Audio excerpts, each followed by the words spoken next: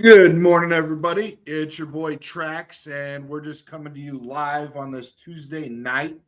Actually, it is Taco Tuesday, but it's also National Burger Day. So, hope everybody's getting the burgers and the tacos in. What a day to live, to be alive. Yeah, basically tonight's topic is we're gonna go over and talk about our linebacker group, and also our wide receiver group. And for this show, I actually wore my Adunze jersey. So brought to you by TC's World of Wonders. You could pick it up under $50, shipped to your house. Got a money back guarantee. Really good dude. He's put in a lot of work for us. Helped raise a lot of money for Mongo. Really good guy. Works well with us.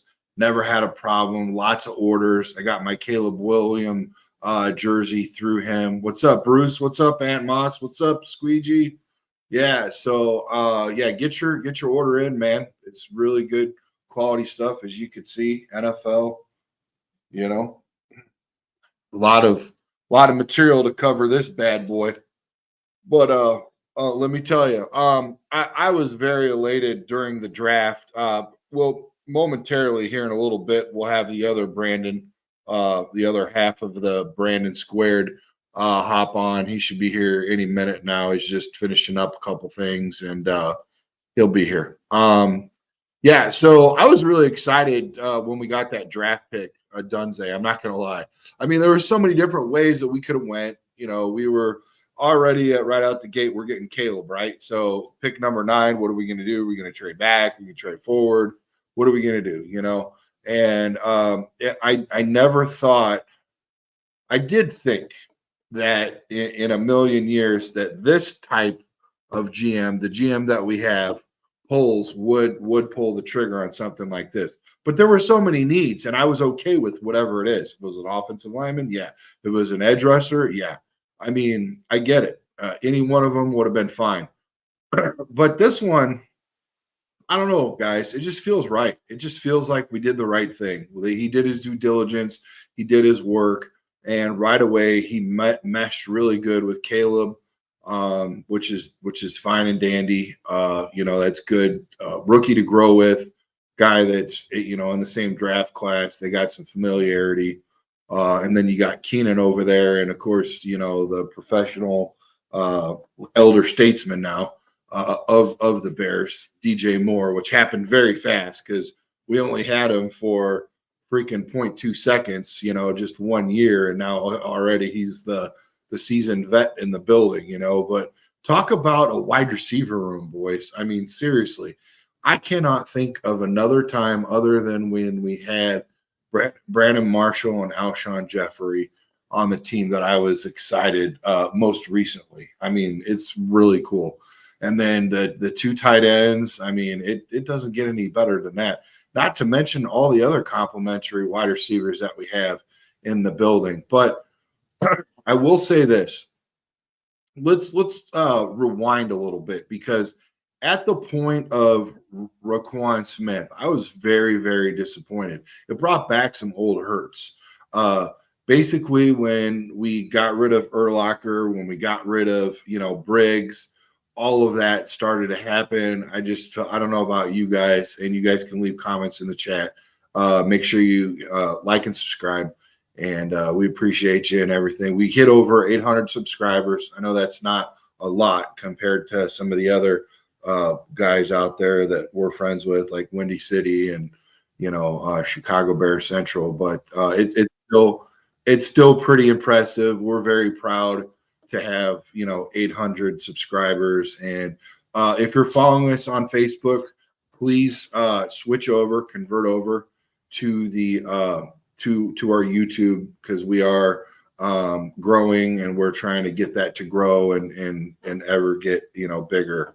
And all your likes and subscribes and your following really helps. So 800 is today's record. We're really excited, and we couldn't do it without you. So if there's anything that you guys want to talk about, leave questions, comments. Just let us know, and we'll get back to you. We're also working on talk to my buddy over at Chicago Bear Central, and he's trying to set us up with a mailbag where you guys could call, leave a message, and then we will play that recording over the air, and then dive in there, find the best mailbag questions, and review them on air live. So that would be really cool. I'm excited about that.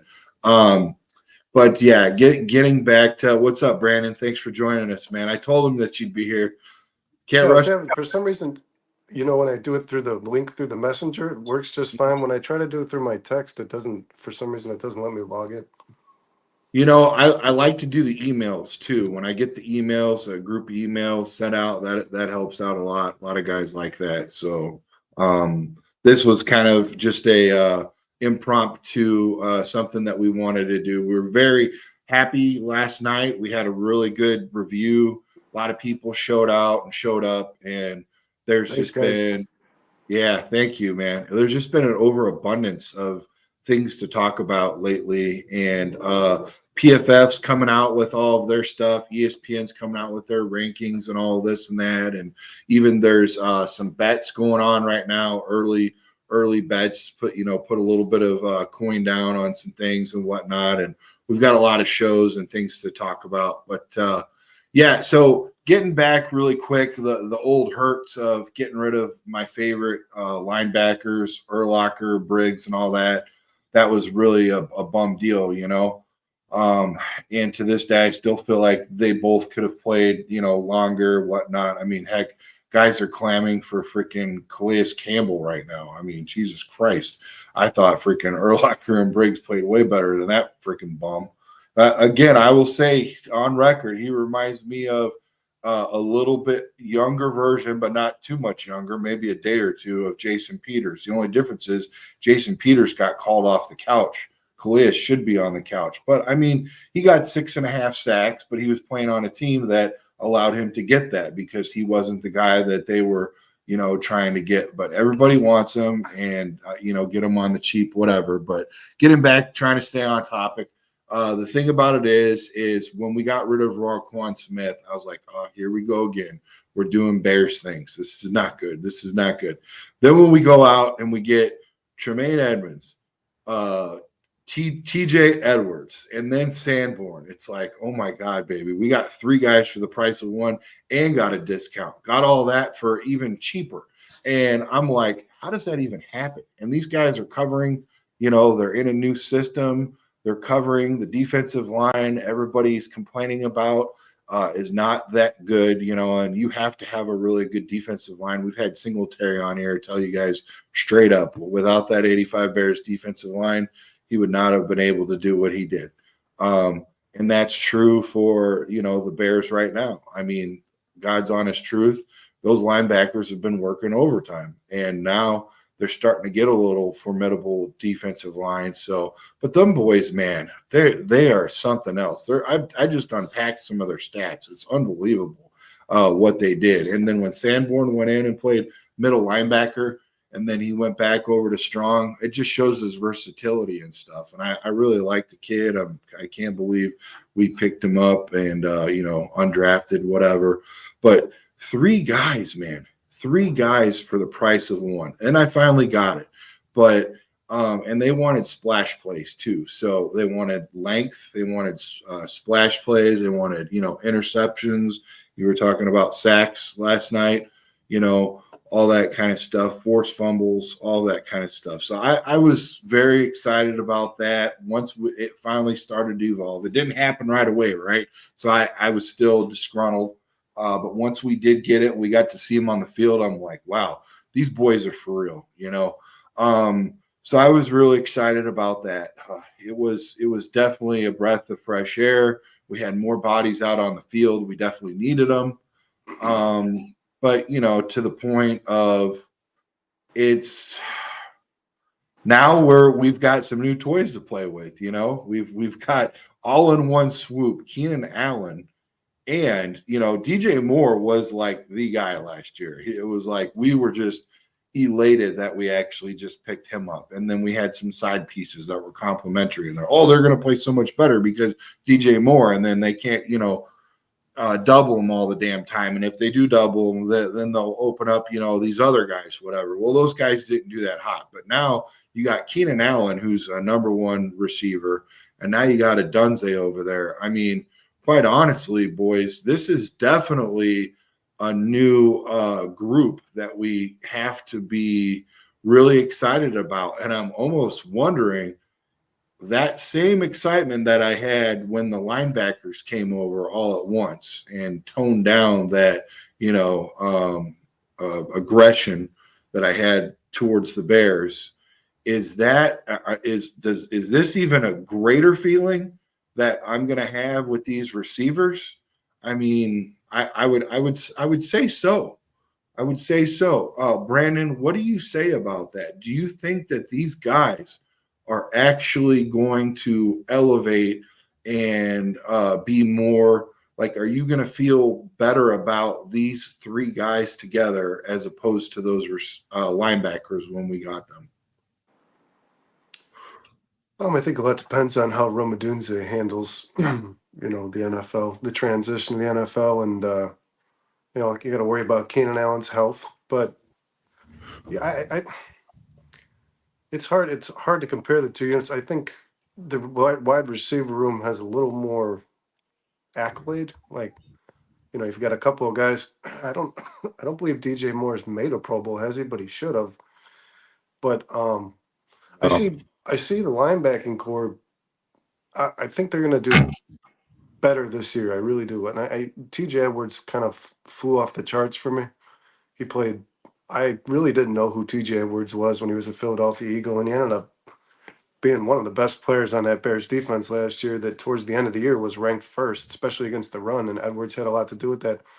But I'm more excited, to be honest. Tremaine Edmonds is a guy that I've been kind of hard on, and I'm really excited to see what Tremaine Edmonds is going to do this year because, a lot of people have overlooked the fact that he's getting his defensive coordinator back when he played his best football. Well, Washington wasn't his defensive coordinator, but he was coaching on that team when Edmonds was playing his best football in Buffalo, and now he's coming here. So, and he's going to be around that defense. So I'm really excited to see how that works out for Tremaine Edmonds. But I gotta say, man, on paper, that wide receiver core to me, and I'm trying not to be biased, they're better than any unit in the league, if you ask me.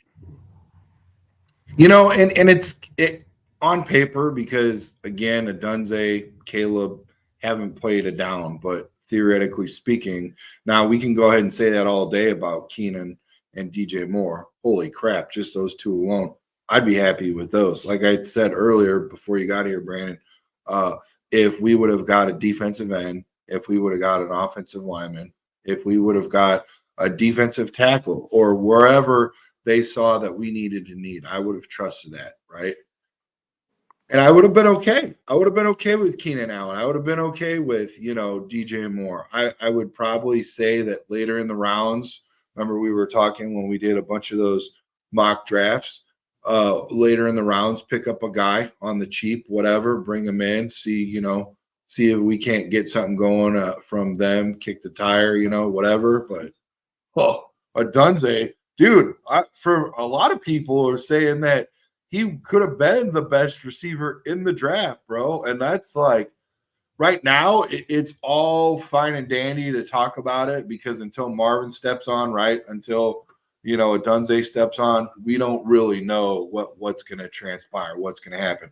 I will say this though, I'm not too familiar with the Cardinals receivers, but I'm pretty sure Marvin's going to get a few more targets than Adunze will in Chicago because they're really going to have to pass the rock around, and it's just going to be who's hot.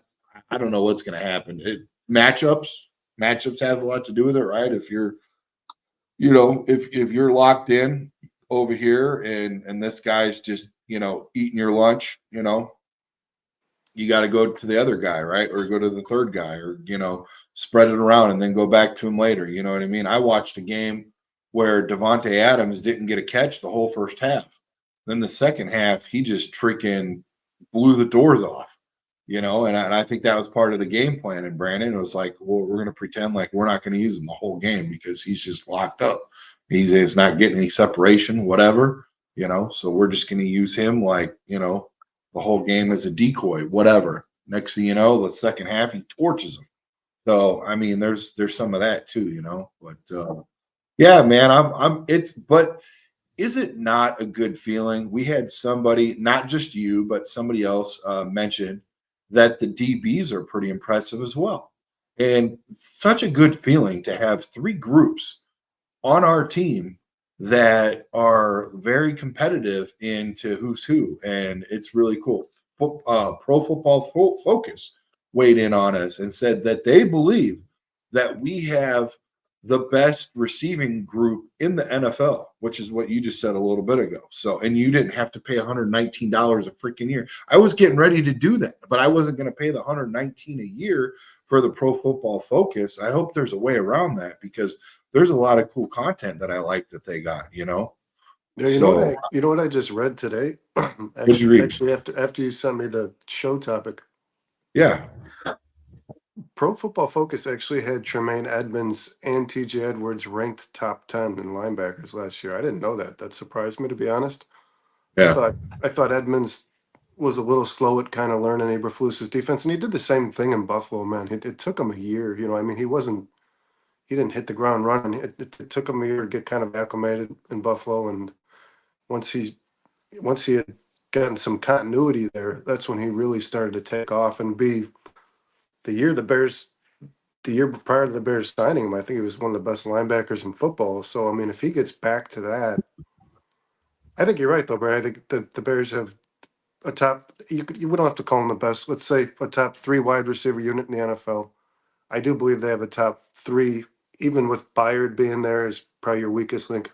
I personally believe that they have a top three or top five defensive or secondary unit as well. And then the linebackers got to be up there, man. And Kyler Gordon kind of plays linebacker for the Bears. And I know Adam Mason's got high aspirations for a better player at that position, the nickel position, but I thought Gordon was getting better from, early in his rookie year. I thought he was awful. He was awful. And as the season went on, he got much better, man. I think he finished his rookie season. I think he finished over the last 4 weeks. I think he was the most impactful player in that Bears defense. And I think he's still a young guy. He's got a lot of room to grow. Yeah. Hey, man, freaking, we've already got a good chat going. Look at Squeegee. He says the only guy coming in injured is Karan. I'm a pancake your ass. I like that. We're gonna start using that now, man, because that dude's name, I don't want to even try, man. I'll mess that Yeah, I up. think So, I heard Dave Cap I think it's Amagage. I believe that's how it's pronounced, Amagage, but don't quote me on that, anybody. I won't. I'm quoting Squeegee for the rest of the season. For now, his Squeegee, birthright is I'm a Squeegee's the man. Yeah. pancake. We got a couple others in the chat. Casey, I think this is the first time I've seen Casey. If you've been here before, man, I truly apologize, but thanks for coming in tonight, Casey. Cliff's in the building.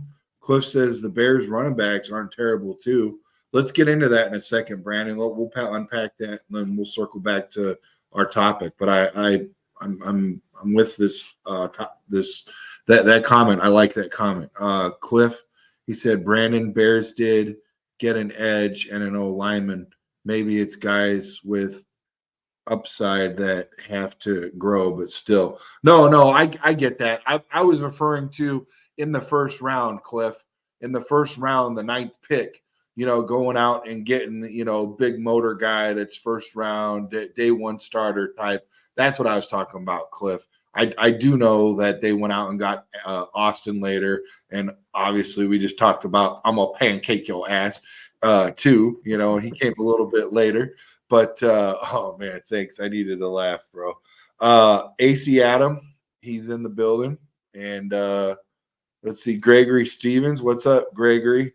He would give any of our two linebackers for Mac. I wouldn't. I think Mac is on the other side. I still think he's very effective, but, I wouldn't want to bring a guy back in the building after he left we're moving forward. And I think he's I don't just I don't so think darn Mac expensive. I don't think Mac is really a player for this scheme to be. I mean, Mac plays his best as a stand-up edge rusher, a linebacker. He would have to play in a 4-3. He'd probably have his hand in the dirt. That's just not the way he plays. Right. Yeah, I like him, but I'm not going to give up any of our. I like our linebackers, and I like them that they're young. One's like 25, one's like 26, and then you got Sanborn, who's like young as heck. He might be younger than our Michael that we've got in our podcast. Shoot, man. Yeah, that's basically it. Oh, Dobbsy stopped in. Ant-Mans, man, dude, Ant-Mans was in the backstage. I chimed in about 8:10. Dude was in here already greeting me. He opened the Yeah, door. So these guys are loyal, man, and it's cool. They literally help bring content to the show. It's great. yeah, no, they do, and they catch it too. They're like, "Hey, man, what's what? Let's talk about this." And then I bring it back. Now Cliff's saying, "Hey, gotcha, thanks, Brandon." So they understand. They're not trying to, you know, be No, tough. they're interactive, man. It's great. I like that punter. I do like that punter, Cliff. It was a little difficult to swallow that whole deal because I understood. I did not know how bad we needed a punter. Let's just say that, okay? There were so many things going on that weren't good last year, and the punter was like the last thing that I thought of. So that when it did circle around to getting the draft, and like you talk, everybody does these mocks and stuff and talks about what we're going to get, in all this, whether we're going to add a bunch of picks, trade back, all this kind of stuff, take picks from next year, whatever. Nobody freaking talked about a damn punter. So I think I was just more shocked. And it wasn't the player, it was where the player was picked. Did the player get picked in the 7th round, and we found a way to get a 7th round pick so we didn't have to fight for somebody in undrafted free agency? I'd have been cool with that. It would have been really easy to digest. But as far as a 4th round, I don't know, man. I was a little salty at first. I'm not gonna lie. It did come around to me. Whatever. I like the idea. Whatnot. We'll see what happens. If he pins it back, and you guys know as well as I do, before they put a lid on this, Brandon, if they put a lid on this stadium, the one that we're gonna go get, you really need that punter in Soldier Field, especially with the wind swirling and all the craziness that it does. If he can do his magic and pin their ears back in like the 10 to the 1 yard line or something, that's going to be a beautiful thing, Brandon. Wouldn't you say? Yeah, definitely. I think one of the reasons they really liked him is because he punted in Iowa, and he's pretty conditioned when it comes to weather. I don't think it's anything new for him. I also want to say this regards to when we were doing those mock drafts, I didn't do my homework, guys, on punters. I didn't go read what punters projected where. I didn't know that the kid was projected middle round by every source. I mean, he was probably going to be a late 4th to middle of the 5th round pick. So the Bears felt they could get a blue chip talent in the 4th round. And I will say I've heard nothing less than blue chip when it comes to this guy. I did watch some film. I was able to watch about, I don't know, probably an hour worth of YouTube highlights of him. And the kid can kick, man. He's got one hell of a leg. I'll tell you, not just where he puts the ball, but he's got hang time. I mean, he boots the ball. I think one of the kicks I saw, he kicked it from his 20 and it ended up on the opposing like 10-yard line. I mean, the kid's he's got a leg. And I think he'll have an impact on the team, and that's what's important. Is Pole's got guys who will do that. Well, Brandon, you met my buddy Eric, who's from Dubuque, Iowa. He was there, I think, the first night of Yeah. the draft, not the second night. But yeah, he's from Dubuque, so he went to Iowa, and I faithfully watched damn near every Iowa game. As depressing and as sorry Oof. as it was, It's rough. it made our Bears offense look good, brother. And then we go look at USC, and he's like, "Damn, you guys got something going on over there." And I'm like, "No, we don't. It's not looking." Because by the time he was getting in to my USC and watching some of that, it was like towards the end. You know what I mean? It wasn't the first, Yeah. so many games where he was just light torching it up. Well, Uh, USC's defense was just about as bad as Iowa's offense, man. Yeah. Oh, yeah. That's what I told him. I said, dude, if we could just get your defense, and that punter, I said, we'd be straight. I Yeah. was like, it didn't Torrey work Taylor like would have helped USC a lot for sure.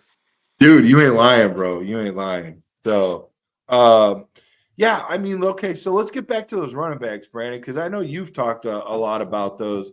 I will say this, man. It is very rewarding as an offensive lineman to see those guys get those chunk yards, chunk plays, especially when you know that you threw a block that sprung him open and he got a little bit extra. And that in itself is like a team momentum thing. And that builds confidence early. And I have heard that we are going to be run heavy. And that makes me happy because that is going to take pressure off of Caleb. So, with that being said, if we're run heavy, a lot of people are talking about us getting rid of one of our running backs, and I think Yeah. there's enough room for all of them. I really do, and I don't. I think that's too early of a decision to make because okay, so I just want to say, shout out to Rashawn. I love Rashawn.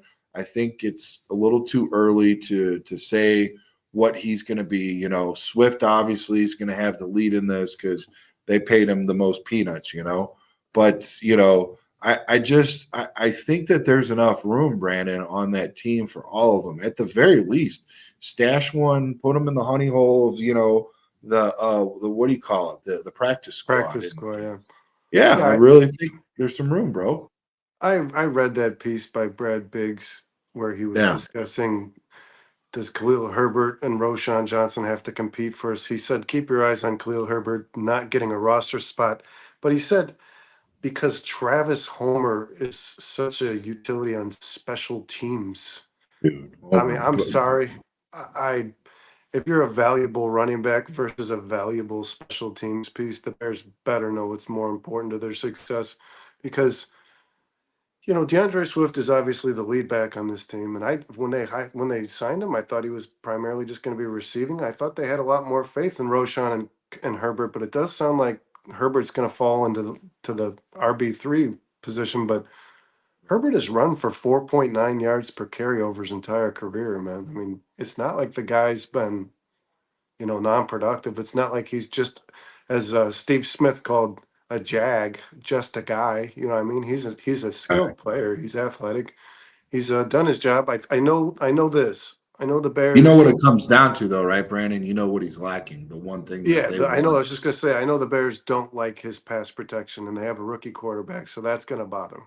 And I know that. And I don't know. I don't. Did Khalil Herbert play a whole bunch on special teams? I'm not sure, but I can't. Man, if Travis Homer makes a roster spot over Khalil Herbert, I can't say I'd be pleased with that decision. That's an Eberflus thing, and I would be opposed to I that. was big. I was big on Homer, and like not like super big, but I was excited that we picked him up in the draft. I was, drinking that wine, and it made me sick, and I'm just really disappointed that that guy didn't pan out. I had some Well, big apparently they love. expectations. Apparently they love his special teams performance. I mean, I don't. To be honest with you, Brandon, I don't know the special team statistics. I don't know which guy had the most tackles. I don't know stuff like. That's just the kind of the stuff that I don't dive too deep into. But I'll say this, man. Running back is the most injured position in football. I mean, it Yeah. is. I mean, last year they ended up going through Roshan Johnson, Khalil Herbert, Deontay Foreman, and that I think his name's like Deontavian Evans or something like that. I know he played a little bit for him. So they used four running backs last year. So it's not like, if you have Roshan, this Oh, rookie, and DeAndre Swift, who has had a little bit Tennessee. of Yeah. injury history, but all the way back to Georgia. I don't know that I'd feel comfortable with going in with just those two guys. And like you said, Brandon, if Well, they're telling the truth about up in the rush, they want to be a run heavy team. I expect one of those guys to miss some time. I really do. well, yeah. And you look at this guy. Cliff just says, "Look at this, Ian Wheeler, great kick returner. They just signed him for a 3-year deal. That's not easy to undo. It can be undone, but it's not like you're basically stamping this guy saying he's going to be somewhere on the team, right? So you got that guy, right? Then you've already got Valus. Valus is obviously could be a returner, special teams, whatever. They keep talking about this new kickoff rule. So yeah, he's going to be yada yada yada back there with the other guy. That's two right there, right? How many freaking special teams guys returners do you actually freaking need? I mean, there's only Yeah, so much, roster space. Like, we're not going to have like 10 freaking returners on the damn team. yeah. I think Valus Jones is a guy who's going to be competing for a roster spot. I do like. Yeah. I would have thought personally. I don't. Brad Biggs is closer to the team than I am. I would have Yeah. thought personally that Khalil Herbert's position on this team, on this roster, is much safer than Valus Jones, because let's be honest, the guy provides nothing outside of returns. I mean, he fumbles the ball away almost every chance he gets. He's just one mistake after the next. So he's going to have to do something, and he's going to have to shine. I think in their preseason, he's probably going to play a lot. But yeah, I like Wheeler. I know Wheeler is also a running back, so that's where he'd be listed on the roster. So Did he he would come from have to. Minnesota? Yes, I believe so. Yeah. Or no. They signed a kid from Minnesota, but wasn't Ann Wheeler? That was before the draft, actually. It Okay. was the guy who he didn't even declare for the draft. Um, but I do think that Cliff is right. I think if Ian Wheeler were to make the roster, I think Homer's because they're listed as running backs. That's what they go against on your roster. I would guess Yeah. Homer's the guy that goes if Wheeler does make this team. Yeah. No, I agree. It's very interesting to see what's going to happen. It's very important for us to get our special teams right. That was obviously a bone of contention and a big mistake. I do feel like, he had a lot to blame. There was plenty a lot to go around as far as blame goes, but I do want to say our special teams did not help out Justin last year, and they probably figured that bringing a new kid in, keeping his confidence up, taking the pressure off him, we better do our due diligence and be for damn sure that special teams, as far as the punting and the kicking goes, with the field goals and whatnot and kickoffs, all that all together, Brandon, including tackle specialists, guys that are going to go down there and whiz down there and make a shoestring tackle on the freaking 10-yard line and stuff like that, not miss any tackles and let people slide by it. It's real important, field position and all, so Yeah, and I've noticed lately in the NFL, you don't often see the same guy returning kicks that you do returning punts. It's no. for some reason they view the skills view these two tasks very different. Like you have to have one guy. I don't know what it is, but it seems like there's a very specific player for kick returns and a very specific player for punt returns. So if Wheeler made the team, he'd probably return punts because, you know, Valus Jones hasn't made too many mistakes on kick returns with the fumbles and stuff like that, dropping the ball. It's punt Yeah. returns where he really, really just, I mean, it was brutal, man. I think out of there was a stretch over like 6 or 7 returns, he fumbled the ball like 4 times. I mean, it was rough. But I think if Wheeler can catch the ball, I know Cliff is right. He's done most of his returning at kick returns in college, Yeah. but if the guy can catch the ball and learns how to fair catch when it's necessary, he'll probably be a punt returner, I would imagine, and Valus would be returning kicks. And that's how you break just breaking the roster and being on the roster and going all out. I remember some of my best plays, some of my funnest plays was on special teams. You're running down and you've got like this, like you envision like I've got a sword in my hand, like gladiators, and you're both just running full speed. And if this guy comes at me, he's gonna freaking put a sword all the way through my body. I'm gonna bleed out. And like you think of crazy stuff like that, and I'm like, all you got to do is hold a block, kid, But and sometimes they'd put me down as a tackle guy or whatever. You have to be very careful too, because you can blow past people. It's very easy to overshoot, and then that's when you look stupid. Yeah, And the guys take with the bad speed, angles. Yeah. Yeah, but all that stuff, man. It's very easy to look dumb, like for a while. Well, and It takes a lot of time. I watched a video, man, finally on this new kickoff. Have you like looked at any of this stuff? Actually, you know what? Casey just asked that question, so I'm glad you're getting ready to illuminate us. He says Oh, new this is offensive rules on kickoff, etc. Who goes it is crazy. So you have to kick the ball between the in a 20 certain? the 20 and the goal line. The ball has to land there. And if it is between the 20 and the goal line, there's no fair catch that the player has to return. It has to be returned just like before. If the ball goes in the end zone, Yeah. the returning team, if the ball goes in the end zone, gets the ball at the 35-yard line now. If the ball So I goes so I think let's pause right there and put a pin in what you just did, because this is my understanding, or this is how I feel. The part of the reason why they did that is for safety. I'm thinking, except for a guy like me, by the time you get from your side of the field all the way down to the end zone, you've got so much steam going that you are just going to plow someone over. Whereas if you get it in that spot, you got to put the freaking J brake on when you get in between the 2010. It slows everything down, and then you got to read and react, and well, then yeah, and and all dude, that. I think it's a lot of player safety, to eliminate yeah, injuries and stuff. no, That's it's my it's it's exactly what it is because do you know where the kickoff now, the team that kicks the ball starts on the opposing 40. So they're oh already past they're already past yeah midfield. They're past yeah midfield when they kick the ball. They have to wait to approach the returner. They can't move until the ball is caught. So you're right, Brandon. They're not going to get that steam. They're not going to get that momentum when they're going from the 40 and they have to wait till the ball is caught. I mean, how fast can a player really get up to when you're going literally with the point you're going to meet the returner, you're probably going to be only running like 20 yards.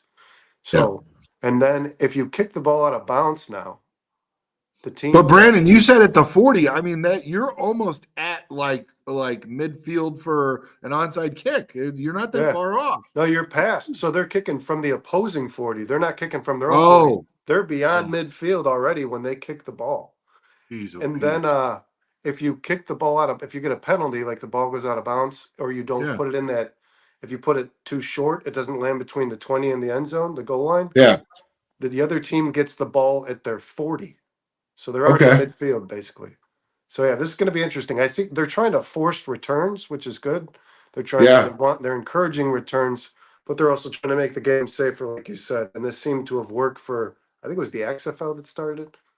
Yeah, I think it was something like that. And I will say this, I am so excited that this is the year that they finally did their due diligence and put Hester into the Hall of Fame, because it's all taking place this year. This will cement him as the greatest kick returner of all times in the history of ever, because things are changing from now and forever. It's just like when they play with the rules in baseball where they, bring the plate, the pitching bump, forward or backwards and all that. I mean, it's easy to say, and then the same thing, with basketball, when they slide it back, and then you got the 3-pointer that's dominant and all that. It's easy to say, that, oh well, the numbers as far as like scoring goes is ballooned.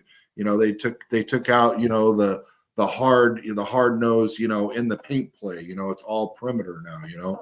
So there's a lot to it, but back to my point is I really feel like this cements Hester, and I couldn't be more proud of the guy. I mean, good things come to people wait. Yeah, it took forever. Didn't take nearly as long as Mongo's did, but I mean, it's so cool to see them both get in at the same time, and I'm very happy for those guys. But it's a crazy weird rule, Brandon. It's very interesting, and I'm sure there's going to be a lot of bloopers and weird stuff to iron out. It's not going to happen right away because it's just something that the guys aren't used to, right? I don't even think that like college is even like flipped, the switch on this back and forth and all this stuff. So it's just something that you're not used to. They're obviously going to have to do due diligence and practice the crap out of this before Yeah. they take the field, because it happens that fast. As soon as that whistle's blown and as soon as that ball's gone, it's just a matter of seconds before that play is done and over. So you got to be careful, man. So Oh, maybe that gives us a roster spot we're not used to seeing. Maybe that's what everyone's talking about. Velas, Brandon. Oh, Who I'm knows? excited if Velas does make this roster. Now that you've almost forced players to return the ball, I am excited to see Velas Jones get another opportunity. Yeah. Yeah, Cliff, that's what we were. Yeah, 40-yard sprints to hit guys at full speed. Yeah. So if I'm going 40 yards, I'm like, I'm starting to. A truck. Yeah, I'm starting to downshift. I'm not shifting up. I'm shifting down. I'm hitting the J rank. I'm out of. Us offensive linemen, man. It's not pretty. Hey, Cliff had a really interesting point. Howard is a Washington, D.C. college, and he just looked up Wheeler was accepted into Howard's medical program. Sounds like he's a smart guy. Cool. Yeah. That was something that they brought up on the another podcast I was watching about that Quran from Yale. A lot of people have been kind of like hard on him because that's not really an easy, school or football program to get behind as far as like athleticism and are they ready for the NFL and all that. Make no mistake about it, though, Brandon, that guy's pretty smart and he's probably gonna be well read and get all the plays and absorb the playbook faster than the word of God. So, and he's a big boy too. He's got all the intangibles as far as like size goes over an offensive lineman and the brain. So, but yeah, I don't know a whole lot about this Wheeler, but I mean a 3-year contract right out the gate, man. He must be a whiz. They averaging 25 yards. That's impeccable, Brandon. I mean, you're Oh, basically talking. his return grade from college was, I forget how they Uh huh. get to the result of the number, but he was Yeah. like top 10 in college football with like a 93 point something grade on Oh returns. wow. Yeah, Yeah. that's great. That's really good. I mean, Yeah. anything to take the pressure off of Caleb, and all that. I think that's great. I think they're really doing it the right way this time, Brandon. I was a little nervous that they were going to get another fancy car and just run it into the ground and let the fancy car run us into the ground too. It's two ways that you could look at that. I think both happened at the same time, and but it really it's got a good feel about it, man. On paper at least, right? It looks like we're doing the right stuff. So, but yeah, getting back to the running backs, I'm excited about it. I think it's great to have the opportunity to be crowded in a room and try to figure out whether we can keep a guy on board or are we going to hide him somewhere, or something like that. So I think that's a good problem when you're trying to keep guys and make sure that you don't cut anyone early, and I think I don't know too many people that is gonna, lose any sleep over this Travis Homer, bro. I really don't. It's kind of like the Hunter Hillenmeyer of our freaking Well, and running. another thing Big said that bothered me was he expected a competition between Herbert and Roshan. He thinks because of his inability to pass block, he's the guy who's in trouble of being released. And I don't know that I believe like I don't think Khalil Herbert's the most sought after guy in the league, but I think if let's say the Bears did want to part ways, I would imagine there's a team out there that'll throw like a 6 round pick at you for a Khalil Herbert, maybe even a seventh, but like I think he'd be tradable as opposed to releasable. Like I Yeah, mean look at the Dallas Cowboys situation right now. Herbert's done a really good job as a spellback, maybe not as a starter, but if he got to back up a guy like Zeke, who we know cannot be on the field 100% of the time, and I don't know, they like Rico Dowdle or whatever his name is and Deuce Vaughn, but a guy with experience, a veteran who's averaged 4.9 yards per carry his career is yeah. probably a piece. I would imagine there's a team out there that's hurting for running backs that would probably not mind having that guy for a really late pick, man. No, that's facts for sure, man. And I look at it too. I'm like, if we get this passing attack, this air attack off early, I think all our running backs are going to eat because I don't know about you, but I'm more worried about those three wide receivers / Cole Kmet.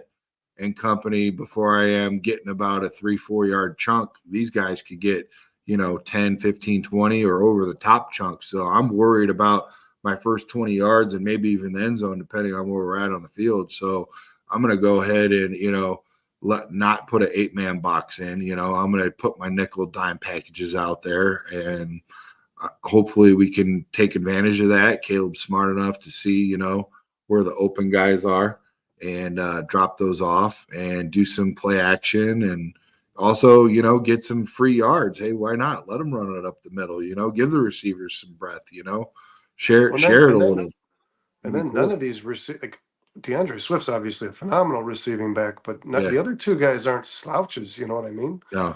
These Yeah. guys can all catch the ball out of the backfield. All three of Well, I them. will tell you one thing, Brandon. In professional, well, okay. So as when I played, there were certain things in the not only the weight room but in the locker room and on the field. There are people that do things that make you feel like you can do them too, or you want to do them, or try to one up them, or not look so bad, and it brings a different animal out in you, and it's cool to have those guys out there. And I think that if there's a guy like Swift that's catching the damn ball, maybe these running backs are like, well, shit, I got to try this out myself, and not just worry about blocking and running. I need to catch these damn balls, in order to keep in step with this guy, and not lose a roster spot or whatever. I think it's good. I think it's good to have in-house healthy, where you're competitive in a healthy manner. You know what I mean? I think it makes everybody better, Brandon.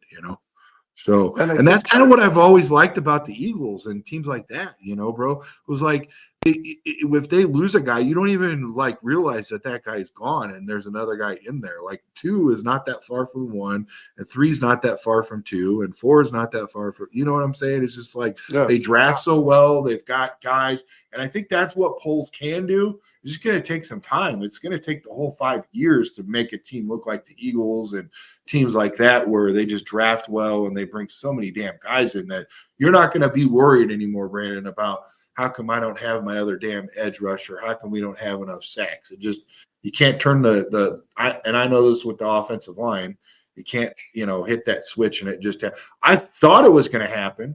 I thought we were going to do that. I thought everything was going to work out because now I've got a GM and I got an assistant GM, and both the damn dudes played offensive line in the NFL at the highest level possible. So I thought they were just going to, go out there and just have the best badass offensive line in the history of ever. That's what I was thinking, but obviously that didn't work out at all. But if Tevin Jenkins stays healthy, if Nate stays healthy, we're having a different conversation.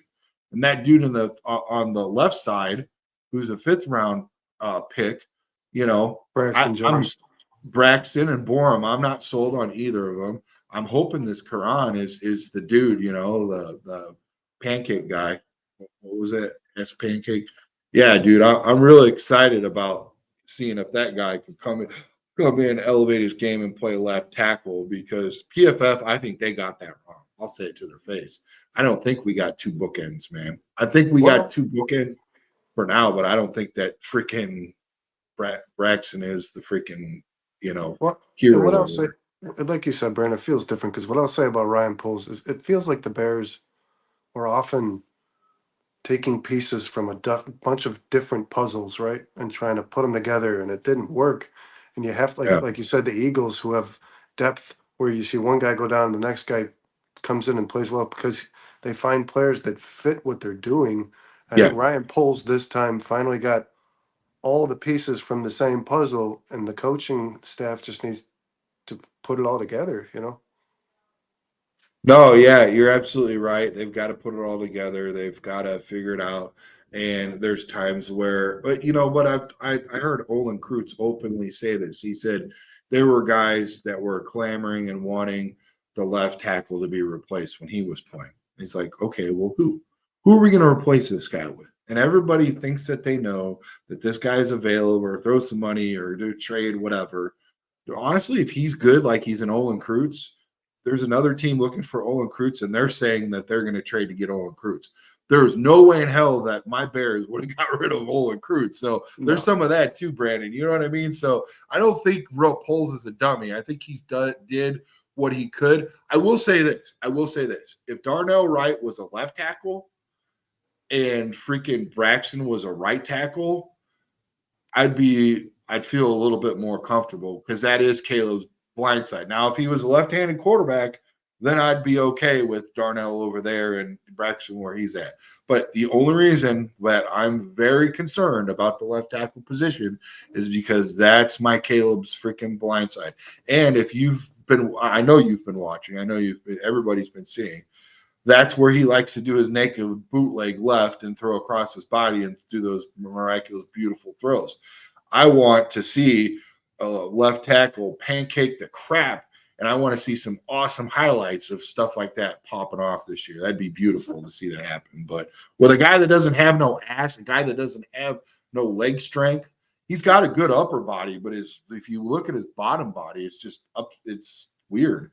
And I mean, it's going to take a lot of leg work in order to get that, resolved. That don't happen overnight. Like, dude, somebody should have told an offensive lineman, you don't skip leg day, bro. And you definitely got to hit that buffet up early and often, Yeah, I think their approach with Braxton and not replacing that position was, first off, like you said, Brandon, could you find somebody better? And then second, you got. I think they expect Braxton to be just good enough, not great, but good enough to to to be a part of a line that they expect to be better than it was last year. So we'll see how that plays out. We'll find that stuff out early, man.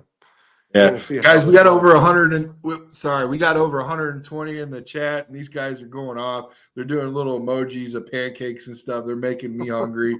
You're gonna freaking Brandon will be here by himself. I'll be over there freaking waking my wife up, asking her to make me some flapjacks. Yeah, I get it. I love me some pancakes too, man, on and off the field. I don't know, man. I don't think our offensive line is terrible. I think that they got a chance to get it together. I think the key is to be healthy. I think a guy with like Kevin's tenacity and wanting to keep us, because you remember, like, he won the whole team over and he won polls over when they did our quarterback dirty and he basically got in their face and I thought he was going to kill him on the Tevin field. Jenkins is undoubtedly one of the best offensive Yeah, linemen in the NFL if he's yeah, healthy, without a doubt. yeah.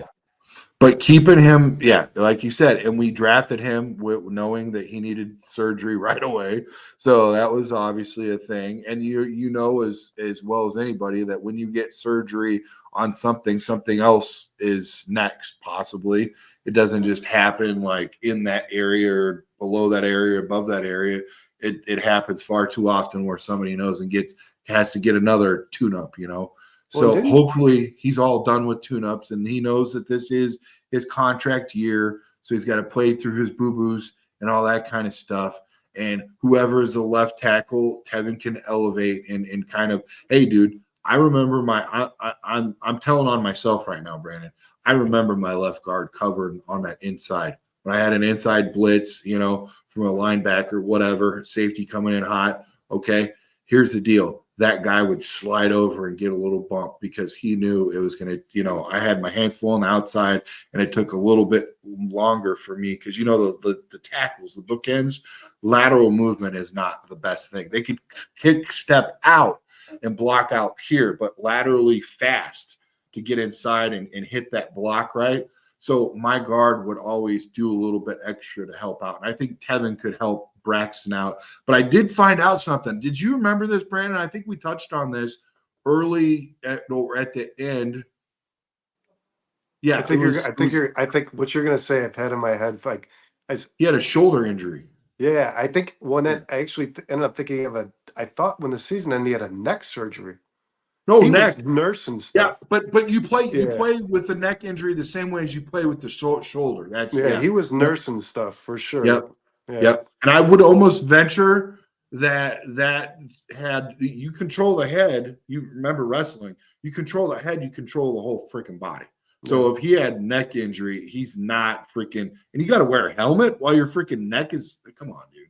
Yeah, So I think he was kind of I don't want to say hiding. I think he was kind of playing it off like he was yeah. in better shape than he was, to be honest. Yeah. So yeah, we'll see what happens. But what did he say? He had subscribed to TTNL a couple years ago. Yeah, I don't know too much about those guys, but I will tell you this: we don't ask any money for you guys to follow us. So if that, I don't think that's where you're going. I don't know where What that. is TTNL?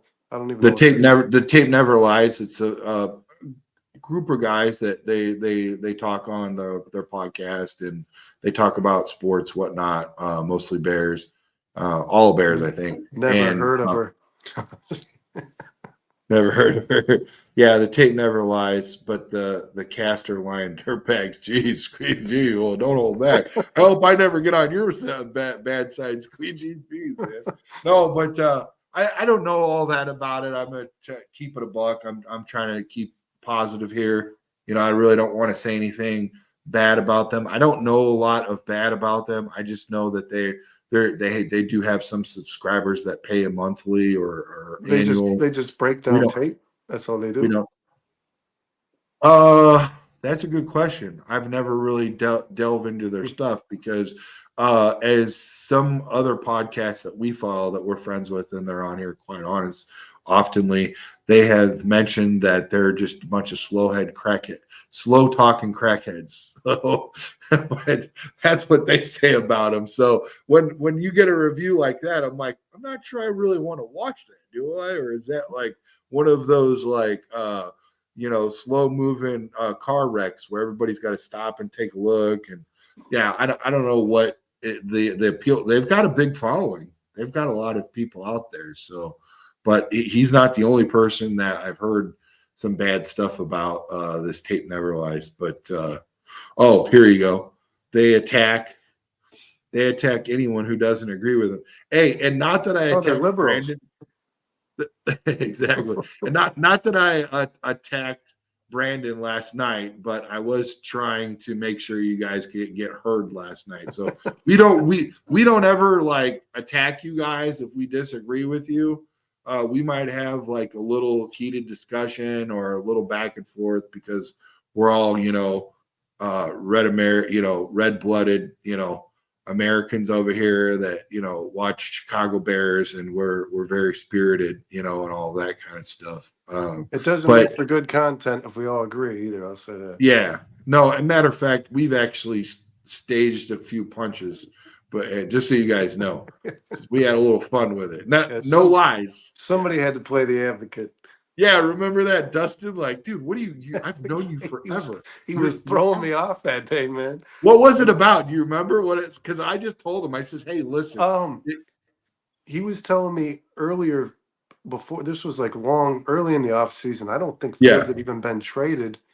He was telling me like he didn't even with Caleb Williams, he didn't expect the Bears to be a playoff team, I think it was. George. And then all of a sudden he just like out of nowhere, I'm in the show we're talking, he just jumps down on me like no, there's no reason this team can't win 10, 11 games. I was just like, where is this coming from, man? And then I found out that you Yeah. told him, like, throw a wrench in there, man. Well, I think he took it to the literalist sense. I said, I don't. Not everybody wants to see everybody agree all the time. So if we're all like, yeah, I agree with Brandon. I agree with the other guy, Brandon. Oh, no, I yeah, it's agree. boring. It's Like boring. Yeah. it's boring. Like if you watch like the Mike and Mike in the morning and stuff, they always had. And then Well, what's that? The Mike and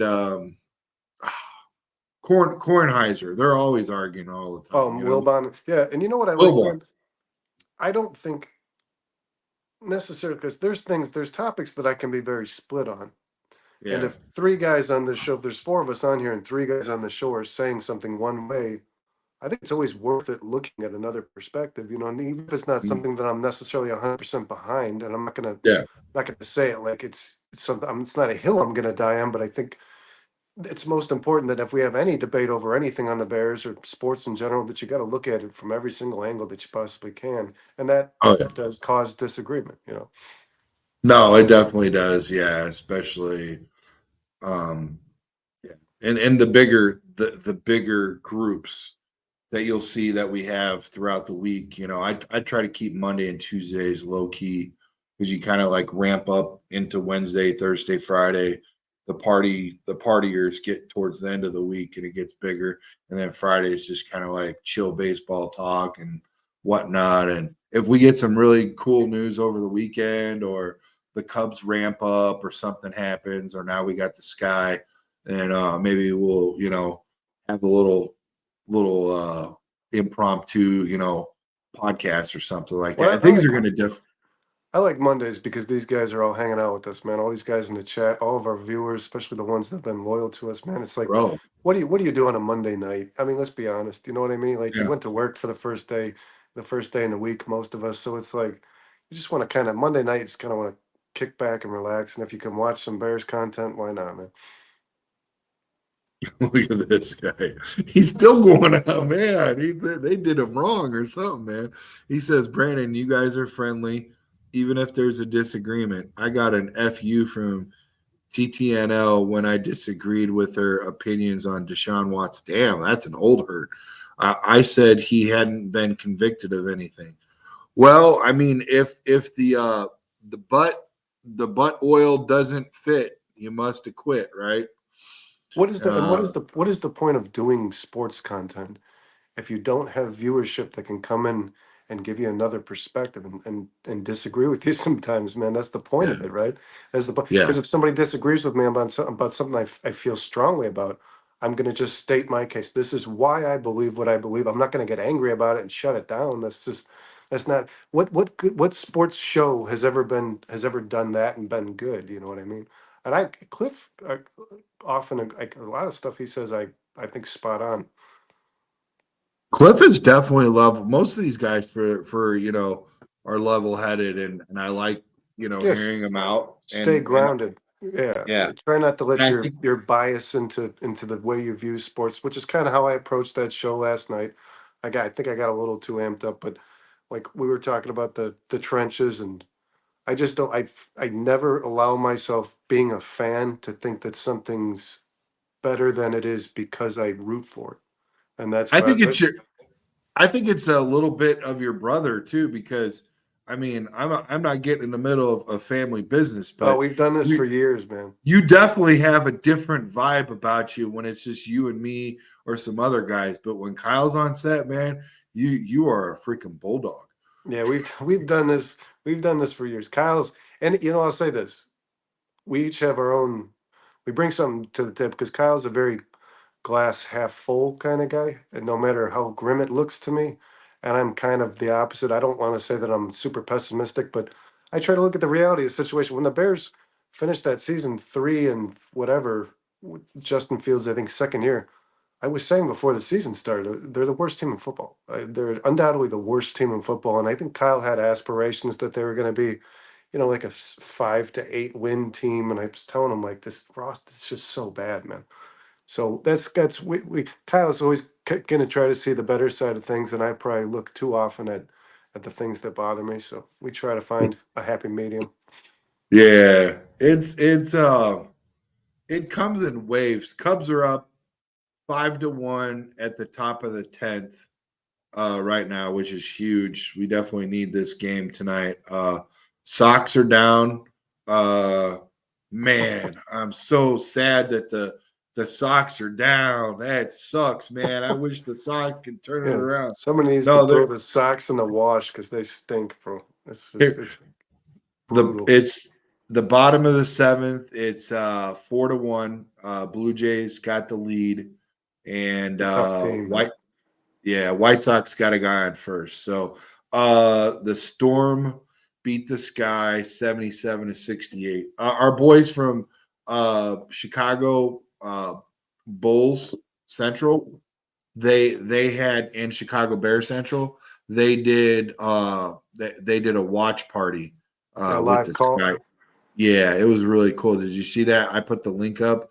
I I haven't said, had a man, we chance got to to look do at it. that. I'm gonna Looks check it fun. out. I'm gonna check out the thing you sent me for sure because Because I all never I watched have one of to those live calls. all I have to do is hit the present on here, pop it up, and then play that, and then we could watch that and put ourselves on the side and talk about the score in the game. We can't actually have the TV on because that would be rebroadcasting and totally illegal. Infringement, yeah. but we could have a watch party while people are watching the score and then us on the side talk. I like how they did that. I'm gonna Yeah. check, I'm gonna check with them, and I'm sure they're okay with. I'm sure other people do it, but I'm just gonna be like, hey, well, I was watching this. I'm thinking about, because if they pop on, be like, hey, we were doing, but no, they're pretty No, cool. We should be on. I've been seeing live calls. I never watched one, but I've seen a lot of different podcasts do Yeah, live calls on shows or on games.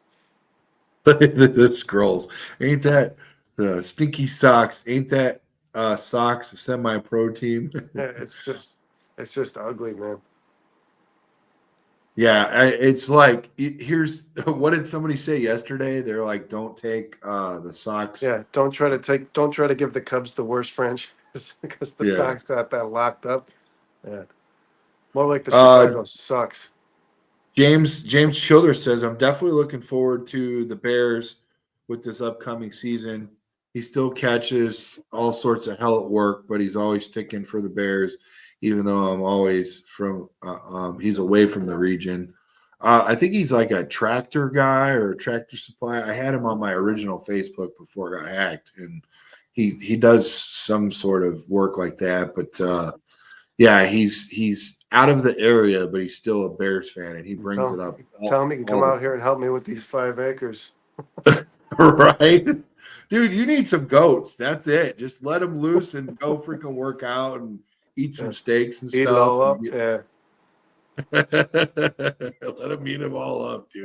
we got a Kubota, man. It's the tractor. I'll tell you what makes life I easy. love Kubotas, man. Kubotas are a good freaking tool for sure. Yeah, you guys got the right equipment for sure, man. I've heard a lot of good stuff about those Kubotas. But yeah, get back. The goats are all cut the grass and everything. Girlfriend comes home. You've did so much. I know. I need to take a break. Take it easy on me the second half of the day, okay? No, man. It's I got home today at 3:30. They're cutting back hours a little bit, but we work like doubles through the week, right? Like tomorrow will be a double, and then there's another day this week there's a double. But the ones in between, we're working 8 puts the short week, no contractor week, whatever. Anyways, so it puts me home early. And as soon as I walked in the door, I was on the radar. She's like, the clippings need to be clipped and you need to trash can, blah, blah, blah. And I was just like, whoa, whoa, whoa. Yeah, the honeydew list, man. Yeah, yeah. But it's good though because it keeps me on top of my game and it keeps the place looking nice.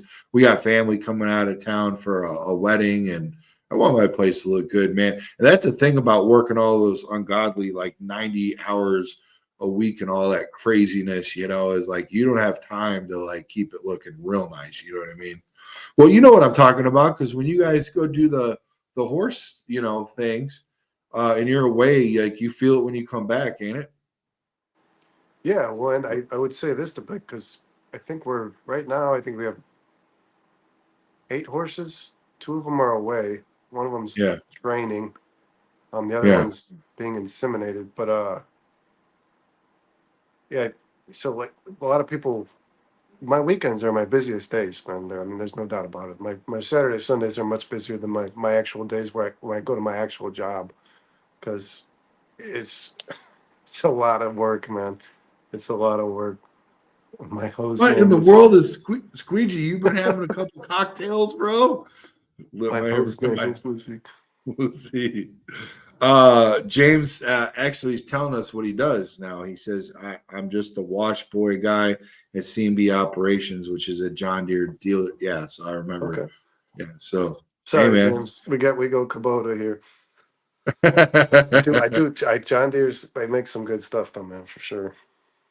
Did you see that? Well, unless you've been through there, but in Missouri or Missouri, sorry if there's somebody watching, they say there's these shirts that look like John Deere. They're like green, green and yellow, and it says nothing tips like a deer or something like that. And it's like their famous shirt. It's in gas stations all over freaking restaurants. Like that's their thing that they've got. At least that's what it was when I went through there. It was like a big Well, up deal. here, man, we were going up to drop one of the, there's a where she's training one of these horses up north.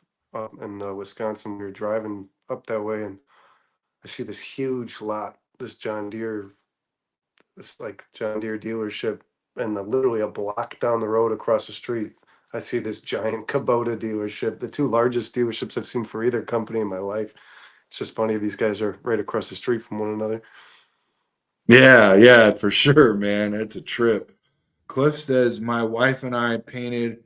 Well, I can't really tell, but it looks like he might have two wives in that pic. No, I'm just kidding, man. My wife and I painted our bedroom and installed a laminate floor over the past weekend. Yeah, those laminate floors can be a little bit tricky. You want to make sure that you use knee pads or some sort of cushion on your knees, man. You'll definitely feel it over the years if you don't do it right. And you got to take a mallet and you got to be real easy when you hit we do this at work all the time, and it's not too bad, but you just got to make sure that when you hit the ends and stuff and lock it all together, that basically when you put that in there and you push it in the tongue and groove, it almost locks in all by itself. So it's just a really light tap. I've seen some guys just go to town and just beat the hell out of it. I'm like, no. So Yeah, lady, like, these girls will keep you busy, man, but it's good for you. You know what I mean? look, he said, LOL, that's my wife on my left and a good friend on my right. Enough said. Oh, okay, Cliff. I see why you're happy. So, yeah, man. So that's basically it. I want to save some little meat and potatoes for Wednesday and Thursday's group, but we just wanted to break it down a little bit. And it was just a pleasure to talk Bears football with you boys and talk about two very elusive, great groups, man. I mean, I'm really proud. It was not too long ago where we were not the pearl of the freaking anything, as far as, I mean, think about it, Brandon. We didn't have no freaking linebacker group. We had a linebacker. We didn't have a receiver. We didn't have a receiver. It wasn't that long ago where we didn't have a receiver, bro. So I mean, we've came a long, long, long way. And when we had Howard, we had some like some YouTube joystick guy who could, do a backflip backwards, catch two balls. Yeah. And somebody said, "How come he's not catching?" I'm like, "Well, try doing the backflip and throw two balls at him. Maybe he'll catch them. I don't know." But then he got injured, and it was Oh, just like, Tariq, you're talking about Tariq Cohen? yeah, yeah. We Yeah, had Jordan Howard. Howard, Tariq Cohen. Yeah. Yeah, we had Yeah, no, Howard, you're and right, but it's a testament to Ryan Poles, man. They went from yeah. having no receivers and one quality linebacker to having two of the best cores probably in football. So pretty solid, What's man. this? What's this? The worst. Let's get up here a little bit. Let's make sure we do our due diligence and close this out with some chats. He says the worst part using my angle grinder to grind off the thin set from the previous top. Yep, yeah, that's a pain in the butt.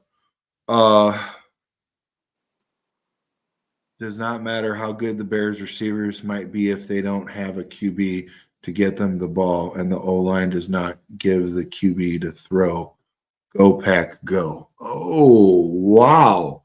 So I would not have read that comment and wasted all of our time. I sense fear there, Joseph. A little scared. A little skirt, Good thing skirt. about our quarterback is he doesn't need all that much time. He Yeah, creates right. time.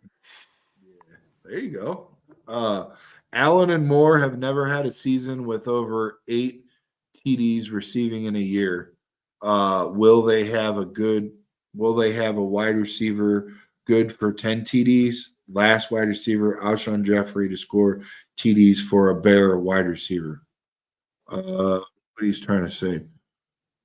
What was he trying to say there? I'm trying to put all that together. I think he's asking, will one of these guys have 10 touchdowns plus? I think so.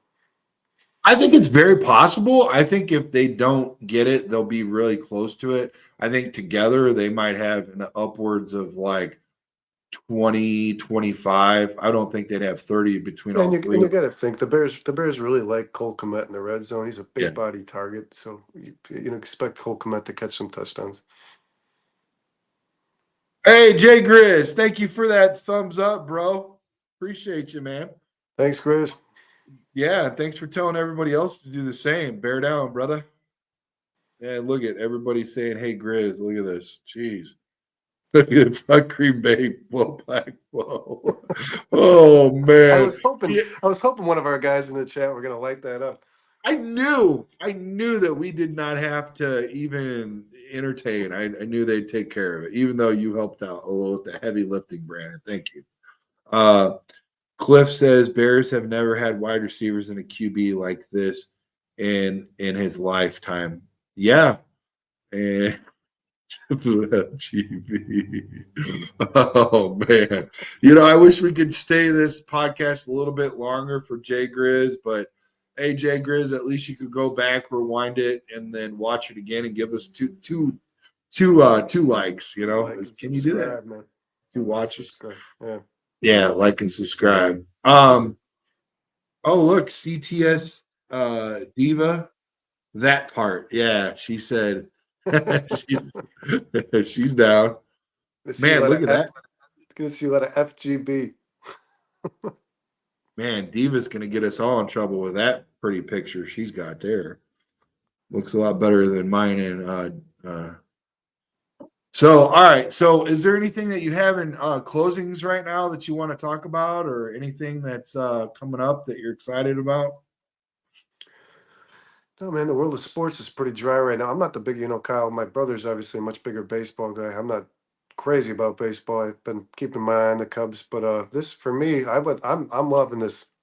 I'm still, as bad as a lot of people think it's got. I'm still a big NBA guy, man. I'm loving watching Luka Doncic doing what he's doing. That's something I've been waiting for. Seeing Bro, this guy get to a final series, and I think it's finally going to happen. And this series between I know it's Mavericks lead 3-0, but every game has come down to the wire, man. It's a great series. yeah, I was really excited. I'm a little disappointed. I would like to see them come back. I'd like to see the Mavs come back and maybe get a win or The two. Wolves. Only because yeah, the Wolves. The only reason why about that is because they're so young and they need a little bit of that experience. I think it's going to Yeah, help them out. yeah. Right now, 6:32 left in the fourth. It's another 1 point game. These games have been incredible, man. Okay, I got you. Just like a good boxing match, just throwing right hooks back and forth, man. It's cool. Oh, speaking about boxing, did you hear about Mike Tyson? Yeah, I've been keeping my eye fighting Jake Paul. Well, he has an emergency surgery today. Oh no, I didn't hear about that. He had a emergency trip to the hospital. I can't remember if it was surgery or not, but this is all previous, obviously, to Yeah, you his. see how hard that guy's pushing himself? Have you seen his training videos for the fight against? I mean, the he's got to take it easy, bro. I mean, Yeah, I don't throttle know how back a little old he bit. is, but he's not young, man. He had a day off yet, He's pushing 60s himself. at least. Let's just say he's in the free coffee at McDonald's club, and the AARP's definitely been, sending him some cards for Yeah, quite some time. I still wouldn't fight him. I'll give Jake Paul that, man.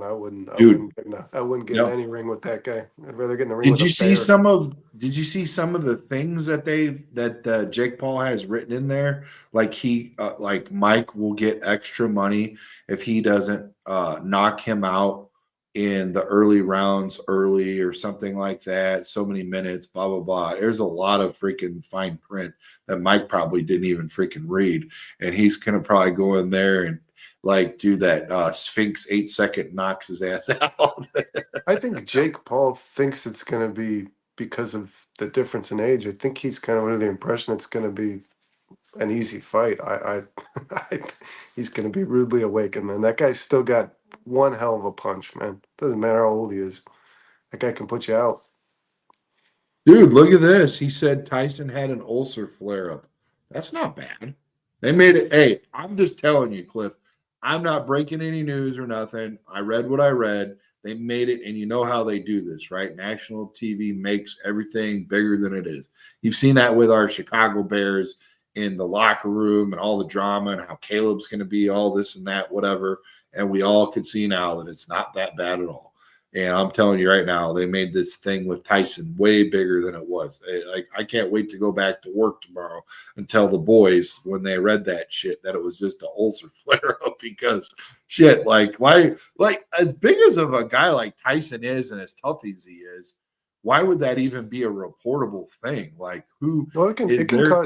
it can cause internal bleeding, and it can make you really really sick, man. Like you vomit basically like coffee ground, like ground coffee beans. Like it's not it's a pain in the ass. I know that. I've never had an ulcer, but I know it can put you out.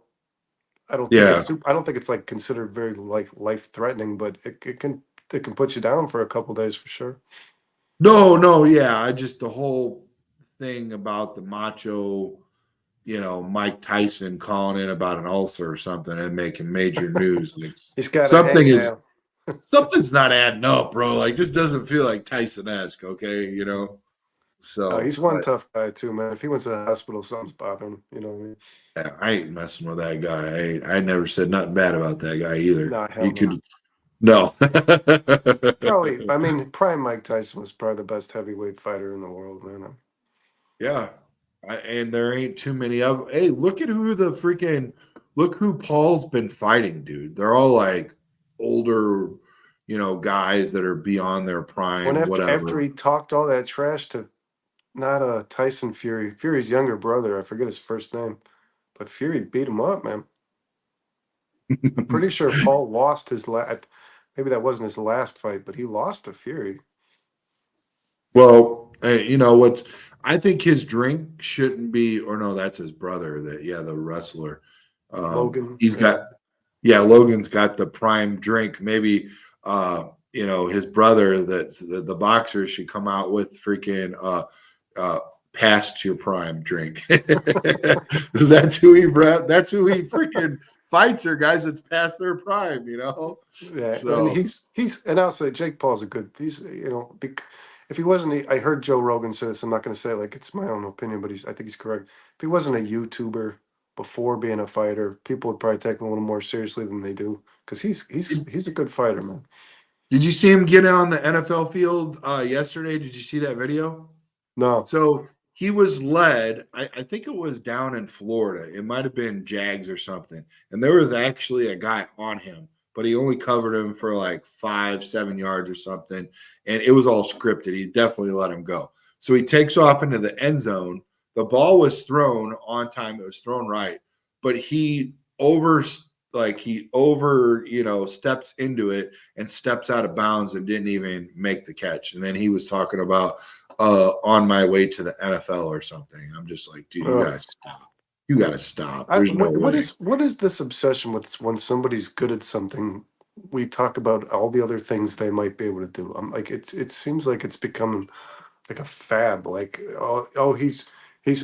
remember the LeBron James was so athletic and just a freak. He should play tight end. Do you remember that? In the Like, NFL, yeah, yeah. they're not the same thing, man. Get out of here with that stuff. You know what I mean? And then who was it that tried out for the Nate Robinson tried out for the NFL because like it's just like when you spend your whole life growing up dedicating your everything, all your energy to one thing, it doesn't just mean because you're athletic you can just go do something else, man. It doesn't work that Yeah. way.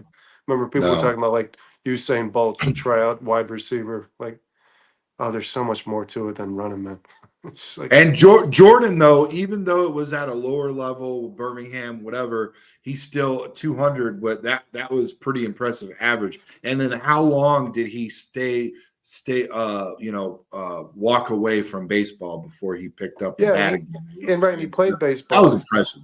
He played baseball, so I'll bring in. Then you like there are those rare cases like Bo Jackson and Deion Sanders were both successful in two professional Yeah. sports, but that's why those guys are so rare because not too many Yes. people. Like what I like to, you ever see these NFL quarterbacks go out on a baseball field and throw the first pitch?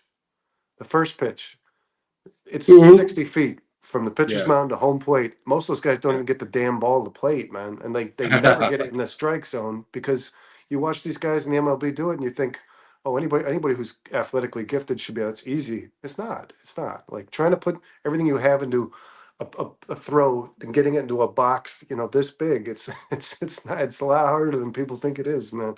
Well, Misty, a couple nights ago, she was at the Sox game and she threw one over the plate for the first pitch for Really? ALS. I Yeah. didn't know she did that. That's awesome. She had one. What did she have? She was trying to hold back, and I says, "Well, maybe those will actually help you get the pitch over the plate." I'm just saying, you might get a little extra in there, She because of drinks that. some Prime. Yeah, no, yeah, yeah. Well, she was prime. No, she had a Bloody Mary, and then she had a God, Tito's God and bless her. ginger ale.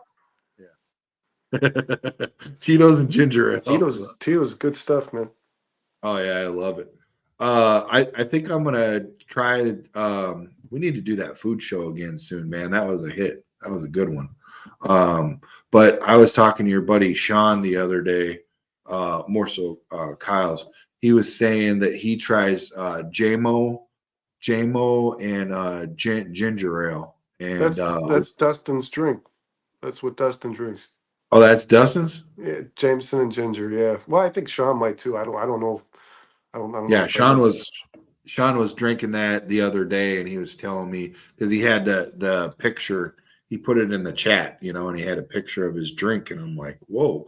I said, "Is that a beer?" And he's like, "No, that's JMO and ginger." And I'm like, "Wow!" With a lime in it, and he said it's pretty tasty, man. I might try that out.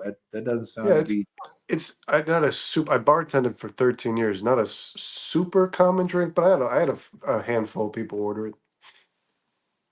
really. It's because Irish whiskey like Jameson and Tullamore do. They're typically a little sweeter, and the ginger kind of cuts the sweetness, so it Yeah. makes for a good cocktail. Oh, okay. So you like it?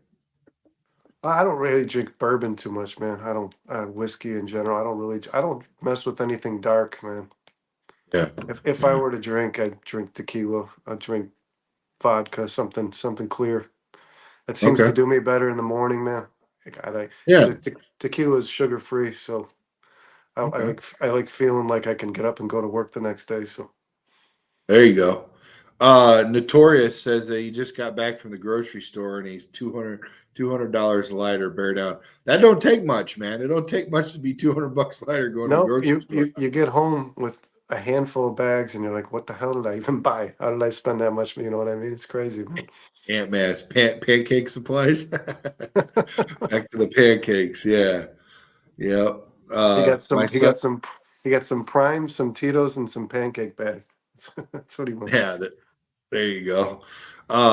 Cliff says, my son is a chef in a resort steak restaurant. I'm an amateur cook. Food show sounds good.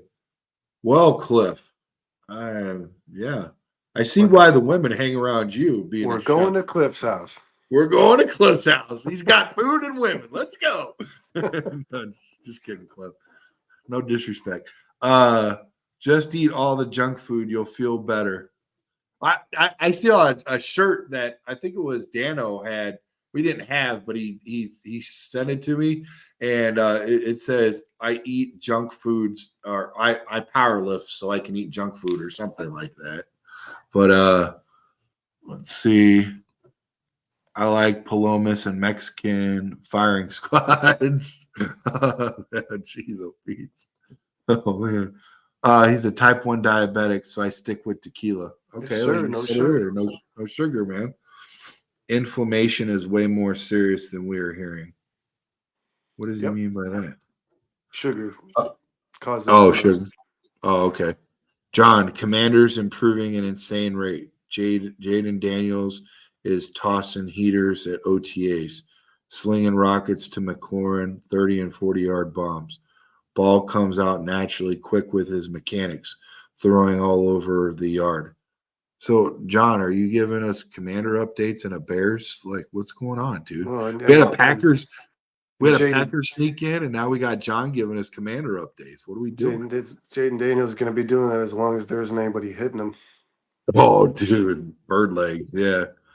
Notorious said only junk food I got was Haagen-Dazs chocolate almond bars, but it's too cold to eat right now. No, it's not too cold to eat. It is statistically fact, if I said that word right, that the ice cream sales are higher in the wintertime than it is in the summertime. So eat away, brother. Do not feel that guilt. Eat right through that guilt if you have to. I'm telling you, it's okay. I'm giving you the silent cross. Eat away, Notorious. I That's love some me high some end hot stuff too. Haagen Dazs. dude. It's That's good the stuff, cream of ain't the it, bro? crop, man. Yeah. Dude, yeah, high dollar. Pinkies up, Notorious. Uh, Cliff says, Go to Serendipity, Notorious. "Oh yeah, serendipity. Shout out.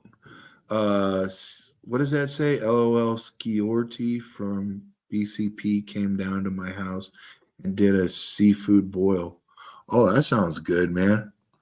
Inflammation. It's more than the government is saying. What the hell? I'm intrigued, man. I'd like to bring Cliff on and talk about. Well, like, isn't that kind of counterproductive when we're talking about on a food show? Like, that would like make people feel bad about what the food that we're talking about or something. There's a lot of things you can do too to treat inflammation, to limiting inflammation. I think even just an ibuprofen will help you if you really feel like you've got some serious inflammation issues. But there's a lot of things you could add in your diet that'll help with that. I think ginger is actually one of them, man.